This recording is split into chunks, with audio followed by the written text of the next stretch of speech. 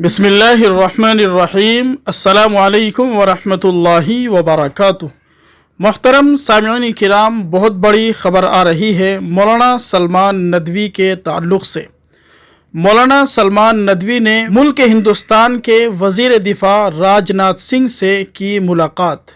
उस मुलाकात में दोनों के दरमियान क्या गुफ्तगू हुई, ये बताने से पहले आपसे मुअद्दिबाना दरख्वास्त है, अगर आप भी हालात हाज़रा से वाकिफ़ रहना चाहते हैं तो जल्दी से हमारे चैनल को सब्सक्राइब कर दें, बेल आइकन घंटी के बटन को ज़रूर दबा दें ताकि हर आने वाली वीडियो बर वक्त आपको हासिल हो जाए। मोहतरम सामिईन किराम, कल मुल्क के वज़ीर दिफ़ा से मौलाना सलमान नदवी की खैर सुगाली मुलाकात हुई।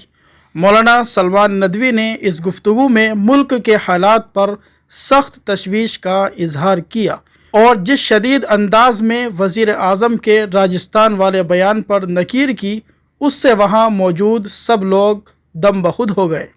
मौलाना सलमान नदवी ने कहा, मोदी जी मुसलसल नफ़रत आमेज़ बयान दे रहे हैं। उनके राजस्थान का बयान इंतहाई घटिया था। क्या हम मुसलमान घुसपैठिए हैं?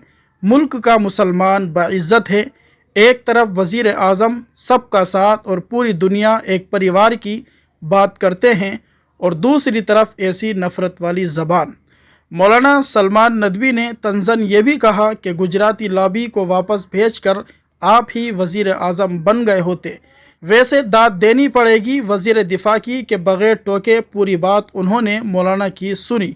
हाँ हाज़रीन, ज़रूर हैरत की तस्वीर बने हुए थे।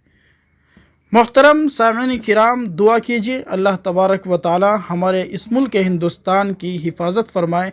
ज़ालिम और जाबिर हुक्मरानों से अल्लाह तबारक व तआला हमारे मुल्क को महफूज फरमाए।